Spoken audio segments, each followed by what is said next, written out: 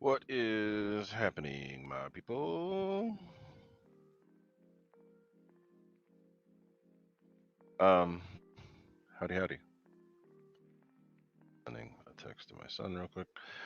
So, what's up, people? How's everybody doing? Trying to, trying to get and do this live thing back on a weekly basis. So, didn't do much last week because of the holiday, but we got some stuff set up today. I made sure to have what I needed to, so I'm going to set up the FMS 1500 millimeter P-51. I've got it set up. It's in the box. It's going to be me pulling it out of the box, putting it together. I try to get as much as I can done. I already have a P-51 saved on my radio, so I'm just, and the plane's been crashed, so I'm going to save it in there and try to get it going. But anyway, so we're here though, and I had the date wrong, and I was able to switch the date and get it right at the last minute. So I did blast us out there a little bit, hoping to see if a few more people would show up. But thanks to those of you that are here. Let me know if you guys can hear me okay. I might have to get a new headset because I think this one's starting to give some problems on the mic here. But start with who shut up. Mr. Pete Lane was here first. What's up, Pete? Thanks for being here. Mr. Shadow Ops was there next. Mr. Fred Barron ripping around in his caddy. What's up, Fred Barron? Mr. Slapnuts. Hey, can't please everybody. It's not as shitty as it was. It's a little bit better now. What's up, Spencer? Tim Justin's what's happening. I know it's taken a long time, but you've got something coming to you. As does John VHRC. It's just been taking me way too long for a lot of this stuff, but I've gotten stuff moving.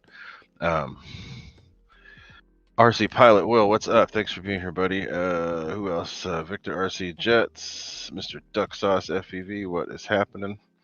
Mr. Rob's RC, what's going on with you? Thanks for being here.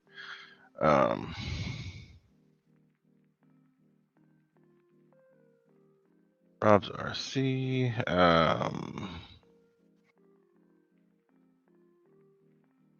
Who else? I think of Andy Cho. That's right. What's up, Andy? Not too much longer for the little ones here, huh? And then who else? I think that might be it for now. Lionel Randall, what's up with you? How you doing, buddy? Thanks for being here. Mr. Anthony Lashi, what is happening with you? Angelo Lopez, Jelonius Funk, what's up? Who else?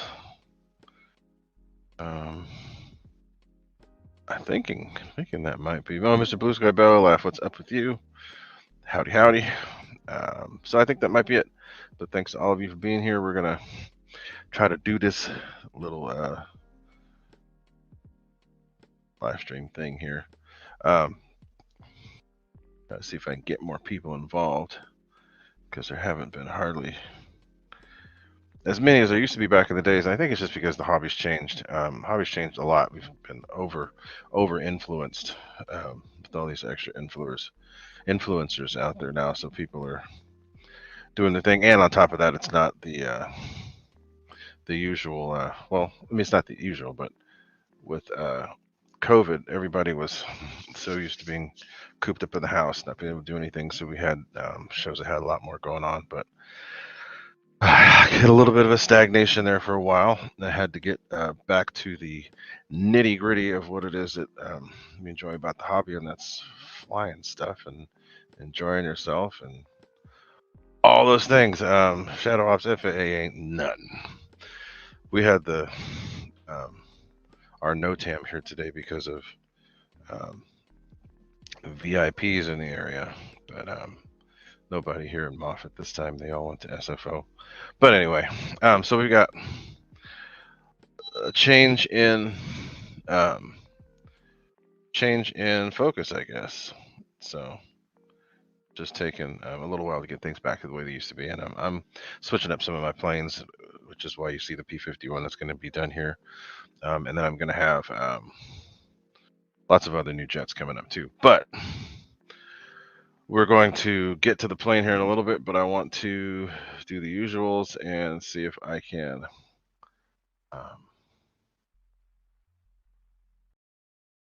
get some questions. If you guys have questions, now's the time. I've been, there's just been this thing, and it's so hard to get through anything on social media nowadays because it's just gotten so rampant with keyboard warriors and people that are just looking to one up. And you know, RC groups and these other places used to be a wealth of information and ways for you to actually learn something about stuff and help other people, all above and so forth and so on. And as of now, all of this stuff has just gotten so freaking weird. We got people that want to do nothing but argue and one up you and say, oh, well, actually this and well, blah, instead of actually just being to the point and trying to help people, it ends up turning into a pissing match, and it's really freaking annoying. So today there are people talking about, a lot of people don't realize is that these, a lot of the ESCs that come out of the box default, and Nate and I talked about this on one of our streams a while ago. Let me see if I can find that, and I'll post it in here. But we talked about how all of these ESCs are programmed wrong. Smart ESCs, hobby wing ESCs, even some of the FMS ESCs. What's up looking at? So some of those, a good portion of, I mean, even some of the free wing, because free wing and for the free wing ESCs actually are hobby wing ESCs too. So I'm tempted to do a show just on that, or just bring it up and talk about it. But today on RC groups, I mean not RC groups, on one of the groups on Facebook, somebody was bringing up the fact that they when they put a battery in their plane and run it up, it starts doing weird things, blah blah blah blah blah. Granted the battery's not charged, all that, but a known issue that we found with a lot of the ESCs that come default without you touching the programming or anything, you just take the plane out, put it in. The ESC's wrong. So the ESCs are set to medium timing, set to high throttle cut, which means that you're not going to get anywhere near the flight time you need because your ESC is going to be shutting off too early, and then it's going to be a soft cut, or the pulse, which is what the smart ones do. Smart ESCs do. They'll do the pulse. They go, but it's not full throttle, and you can't control it. So if you are at a critical point, like takeoff or trying to go around, and it starts going, you could crash the plane because you can't get it out of there. So anyway, it's got that, and it's got soft start, which killed my F-104 because I went to throttle up when the plane got hit some sink. I went to throttle up, and it went instead of going right away, and I smacked off and blew off all the gear. Part of it was my fault because I waited too long, but still, if you have a little bit of throttle already, or you have it set to normal, as soon as you hit that throttle, it's going to go. Anyway, so there's soft start, there's too high timing, there's too high of a throttle cut. The throttle type of throttle cut's wrong. So what I'm trying to tell people, and this is not just something to, I'm a mechanic by trade, so I know how to troubleshoot, I know how to do all that stuff, and I know how to go through things to tell people. But if I something that I already know, I'll tell you up front, the LVC is kicking in because the ESC is programmed wrong. And this person had their thing on. They showed what it was doing. I knew exactly what it was. And I said, ESC is programmed wrong. It needs to be changed. Oh, well, it could be the battery. And I said, yes, it probably could be the battery, but this is something I've dealt with. And I'm telling you right away that this is what it is. ESCs are set wrong. So ESC, I'll have to do a whole episode on this, but I just want to get this out of the way. If as soon as you get a plane, regardless of what the plane is, figure out how to get into the ESC, figure out how to check, see what the defaults are. A lot of the times these defaults are wrong. Freewing has gotten better at it. So they'll have ESCs that are set right. With any type of an in-runner that's 4 poles, you want the timing to be between 5 and 7 degrees, which is on most considered low. So that's the first thing. The next thing is you want your startup to be normal. The next thing is you want your cutoff to either be really low or disabled.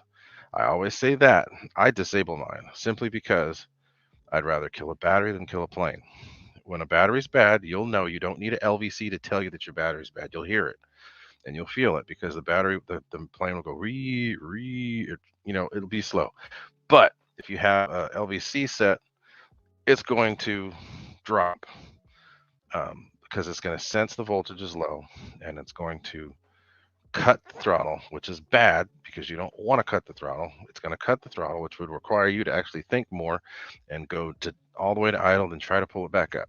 If you didn't set your LVC and you set it to where you could just do whatever it wanted without it cutting off, you would hear that something was wrong, but you'd still be able to throttle yourself around and land the plane. So that's what I'm trying to tell people. And I got all these people arguing, well, you're telling them the wrong way to do it. Oh God. So anyway, if you want to troubleshoot and figure out how to do it, I can show you how to do that. It's not hard. But if you want to save your plane and not kill your battery, who cares about the battery? If the battery is going to give you a problem in the first place, it's probably no good anyway. So who cares about LVC saving your battery at that point? You want to save your plane, kill your LVC, turn your LVC off or turn it as low as you can, because that way you'll be able to get the plane back in one piece. You can pull out the battery, it'll be puffed, you throw it away. Guess what? You've still got a plane to put another battery into to go. Anyway, so I'm trying to tell people, and instead I've got people arguing. No, you're wrong. No, it's this. No, it's that. I'm like, okay, yes, you're partially right, but you got to look at the whole picture. So, like I'm saying, it's much easier to replace a battery than it is to replace a plane. So I set things up in a way where I'll still be able to salvage the plane and pull that battery out and boot it. So anyway, I try to help people with that, and now I get attacked because I'm telling, oh, well, you're telling them the wrong thing to do. Whatever. Try to help people, still get stepped on. Anyway, so I'm gonna have to do a whole episode just on that to explain why it is that I do it and explain how and why it works. I've worked with batteries for RC batteries ever since 2009, and it took me a long time to figure them out. But most importantly, I've worked with batteries in my for work. I've been working with batteries for over 20 years. So the funny thing is, all types of batteries react the same for the most part. Sure, there's going to be charging, though they charge different. The curves are going to be a little different. But anytime you have something in series, batteries act the same. So you're going to know whether there's a bad cell. You're going to know whether there's a bad connection. You're going to know whether internal resistance is too high. You're going to know all that stuff. So whatever. So I can meld together the stuff that I know from what I do for work, and then all the stuff that I know from RC over the years. Because 2009 to about 2008 to about 2010, I was learning the ins and outs of lipos, and then I've since then I've gotten good at it. But anyway, I haven't seen any questions yet. But if y'all got questions, feel free to throw them out there. But yeah, so the first thing you do with the ESC, and it's actually killed a couple of my planes.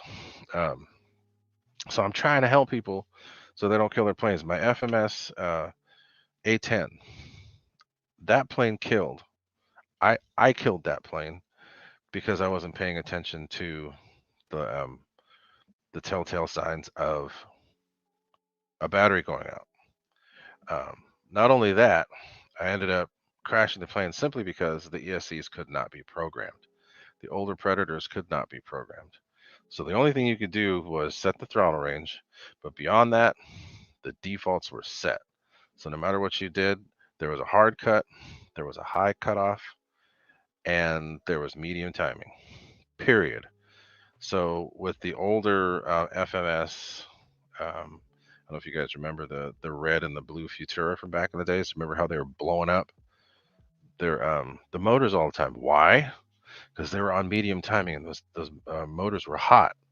So if you had it on low timing, you'd be okay. But if you had it on medium time, you're going to burn them things up, and that's why they were burning up, and that's why they burned up in the Hawks, and they ended up changing the KV to 1930, not realizing that the issue wasn't the motor, it was the ESC. So those red Predator ESCs killed two of my planes, one of which was the new F-16, the newer 80 millimeter F-16. I thought that I could program it. Come to find out, no, you can't. I crashed the plane because of it. It went into hard cut. No matter what I did, I could not throttle up. So The next one was the A10. I crashed it. I was able to fix it, but I did crash it.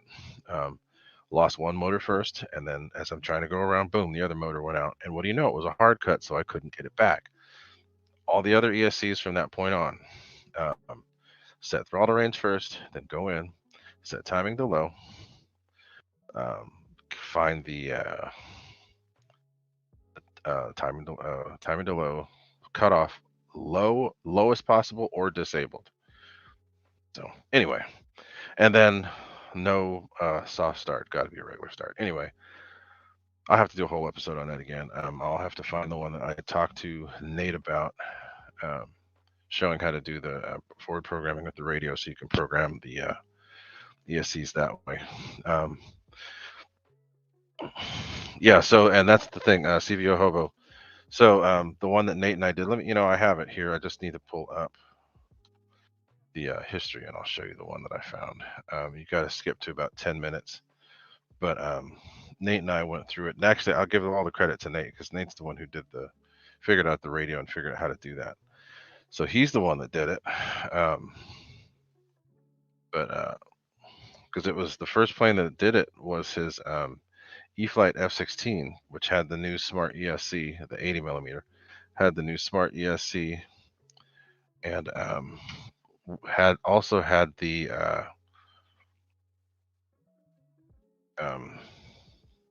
forward programming set up. So he was able to go through and change all these things, and he showed it on air.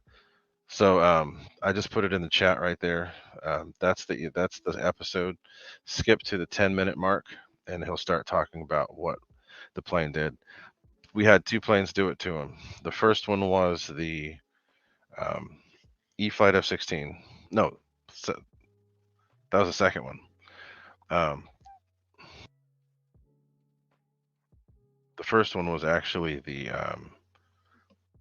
Viper jet. The Viper jet did it.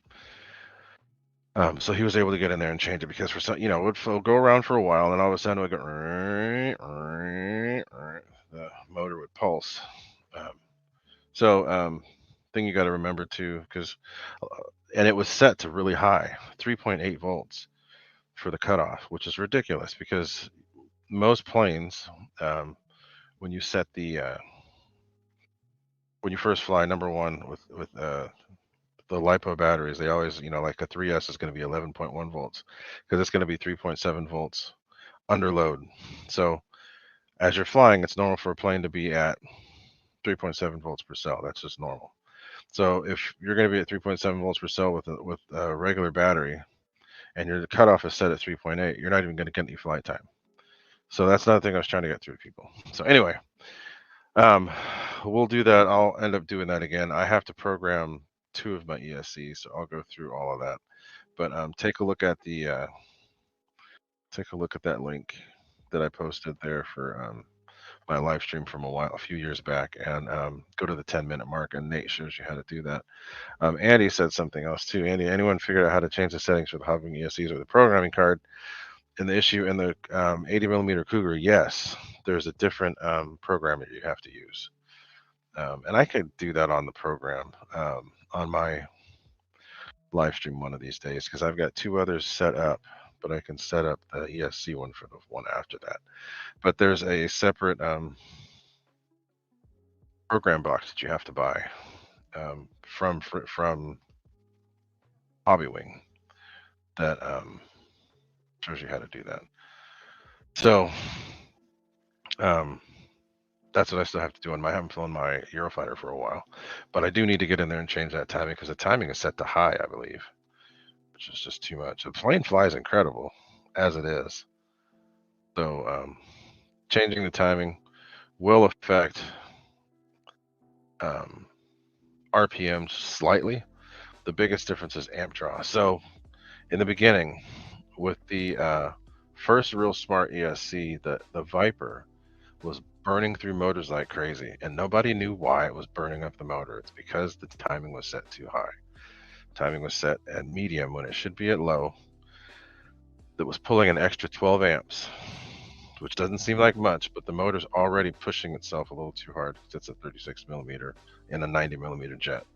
So those extra 12 amps it's going to be a lot more heat, and it would burn up the motor, and it also uses more of your battery. So it's better just to pull the timing back to. With the Smart ESC, I think you have to take it to 5 because there's no low high. You can choose the different degrees of timing you want, depending on the level of the ESC. Anyway, so Andy, let me get you the link to that. Actually, I can. Um, let me look it up. Where did I find it? So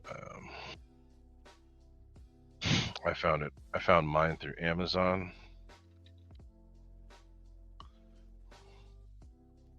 So let's see here. Yeah, that's it. So it was fairly cheap. It was only 17, 18 bucks. But this is it. Share thing. Link. But this is what I used. That's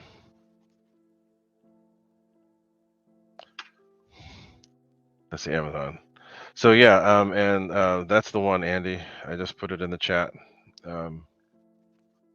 And that's the one that I CVO Hobo. Check that out. I just put it in the chat. It's there. And they have several different types of ESCs that are supported by that.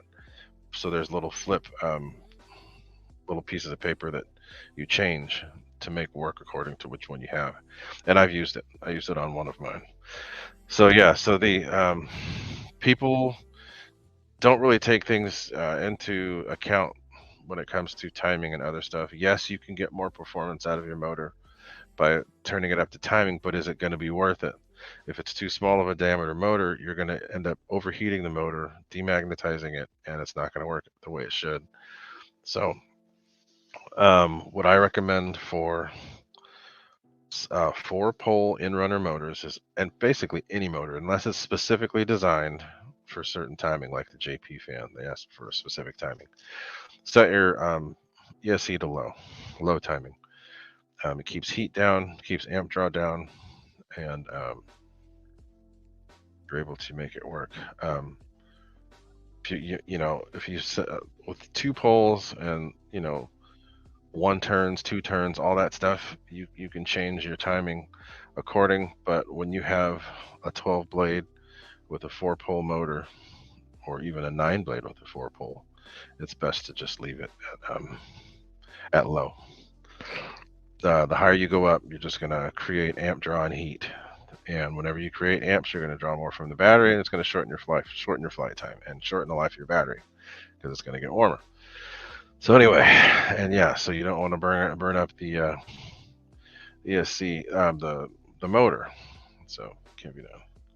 So let's see. So what's up, Randy? How you doing, buddy? Just bought the new Hobby Wing Skywalker V2 100 amp for the 540. Brake wasn't set on mine. Seems to be okay. You can set the brake if you want it. There are ways to do it. Get the programmers to do it. The Skywalkers are simple. I think those work with the little program cards or with some simple programming stuff through the sticks. And setting the brakes pretty easy on the Skywalkers, if I remember right. They're not hard to get into program mode. It's easy to do on your radio.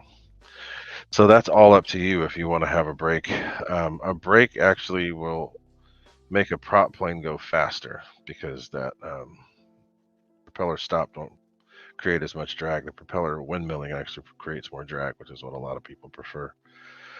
I do on my planes. I let them spin. Now, if I have hand launch planes, I'd set the brake because I'd stop the prop part way. So if you don't want the brake on, you're good. Sometimes though, you're right. They do come with the brake, so gotta change it. So anyway, I've been yammering a lot, but I'd like to go get this plane set up to work on. Let me need to make sure I've got my headphones down. I gotta go grab them because I have a different set that I use. But go ahead and send out a couple more questions, and then we're gonna pull that plane apart and start putting it together. And I don't want to drag on forever with the stream. I like to keep it close to an hour, but might go a little bit over today to get that thing done. Might just be basic assembly I might not do the whole radio tuning, but we'll see.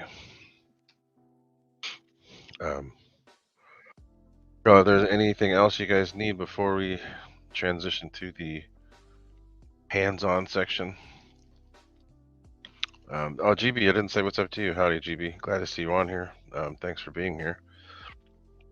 Your random reviews channel.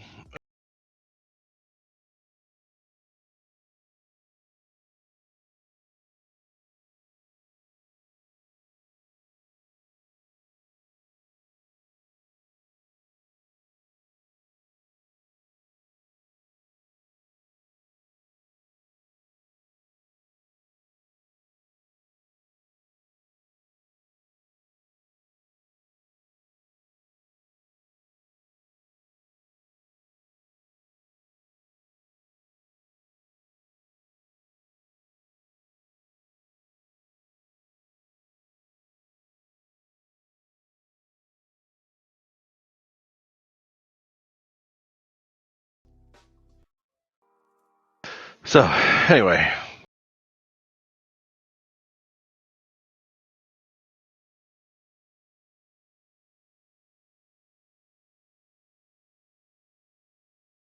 See you here. I haven't seen it. I haven't been able to get onto your show. I think you've only had 1 or 2 shows.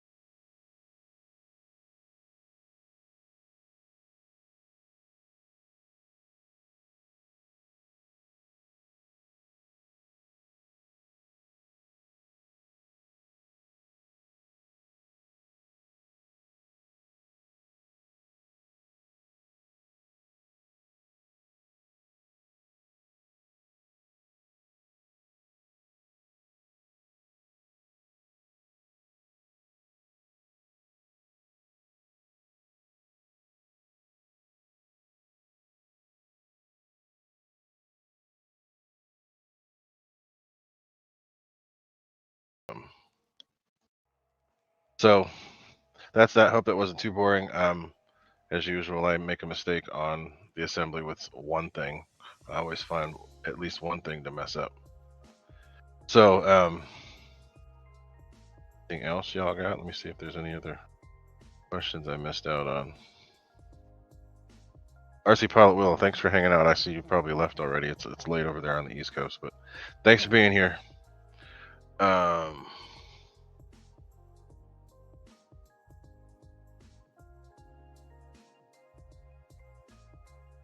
Good job.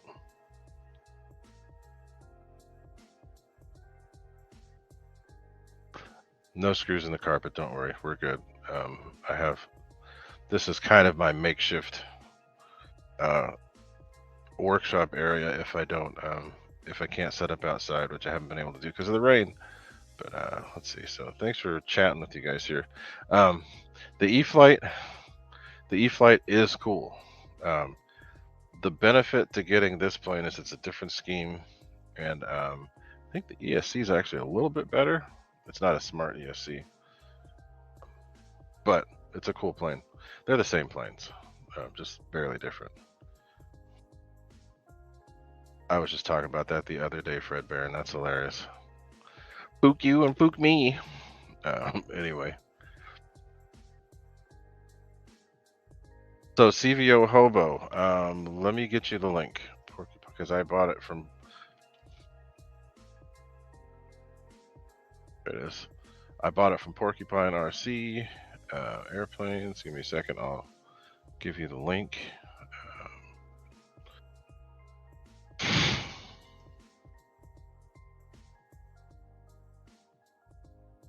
So the plane plus shipping still comes out to less than what it is at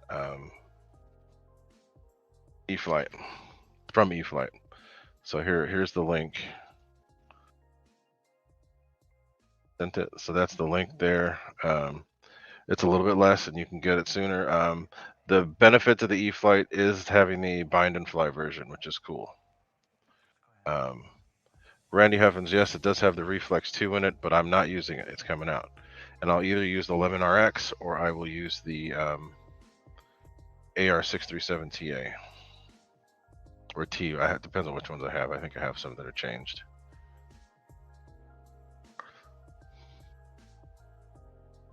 So yeah, but it's coming out. So I prefer this scheme a little bit better. Now the funny thing is, this scheme is what Eflite just made their new UMX P-51. It's the same scheme because this is the same scheme that the smaller 1100 Arrows is. So kind of interesting, but let's see what else we got. Victor's got some jokes going, I see. Who else? So yes, I've had plenty P-51s. This is one that's a little different. Nobody at my field is going to have this, so I like doing that. Reckham Roy, howdy to you, Mr. Reckham Roy. Like I said, I'm catching up on all this stuff late. But CVO Hobo, I haven't tried yet. But when I looked at them, they were crazy complicated to set up. So it's the opposite of what Lemon should be. So I'm going to probably pass. But when it comes to the small stuff, I've had really good luck with Orange from Hobby King. So Hobby King just started selling them again. I'll probably get, if I can find the 9 channels through Hobby King, I'll get those. But I've had really good luck with the Orange R615X, and I've been using those. Some of the ones I have are some of the original 699 version of these receivers. So I'm not going to use it in expensive planes, but I am going to use it in some little hand launchers and stuff like that to see. Good night, Rob's RC. Thanks for being here. So I'm going to use those. I just put them in the chat. I'm going to check those out and see how they work. I've had really good luck with those with small planes. So they've already polarized. The antennas are polarized. They used to have these, the DSM-2 version, where you could connect the satellite to it, and those have been bulletproof for me.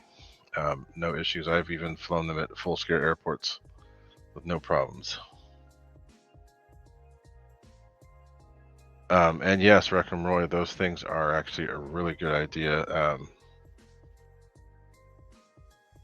The first plane that I had that had those was the D-18, and I was skeptical of it at first, but as soon as I plugged them in, I'm like, okay, this is cool because it makes that big plane really easy to fit. So Victor, I would go for the 1700 if it wasn't such an old plane. It's really old, really old. They look great. I know that they could be upgraded and updated to fly the way you want. I want a bigger warbird that I could turn into a racer. So we'll see. But Rob's RC, like I said, have a good night. And I don't mean to be keeping everybody up, but I do appreciate everybody being here. I've been a little bit over an hour, which is more than enough. And also, I brought this up on the last stream that I did, but I've got some new cameras that I'm going to be trying. I'm planning on setting up cameras in the planes, and my son's going to help me do editing so that I can have hat cam and then stuff from inside. So it'll help. So that's cool, Reckham Roy. The 1700 P-47 I never did get my hands on. I meant to. I do like the 1500. The 1500 I have to finish that one too and fly that. But that's going to be a pretty fast plane. It's 6S as well. Oh, excuse me. So anyway, that's pretty much it, guys. But I do appreciate everybody being here. I do appreciate the support. But as I said, I'm going to be doing some different stuff. We're going to have cool new action cams in the planes so that we can get it some different perspective and not just be the hat cam boring where you just see a pass or takeoff or a landing. It's going to be more stuff. Big Chris, thank you for being here. Appreciate you being here.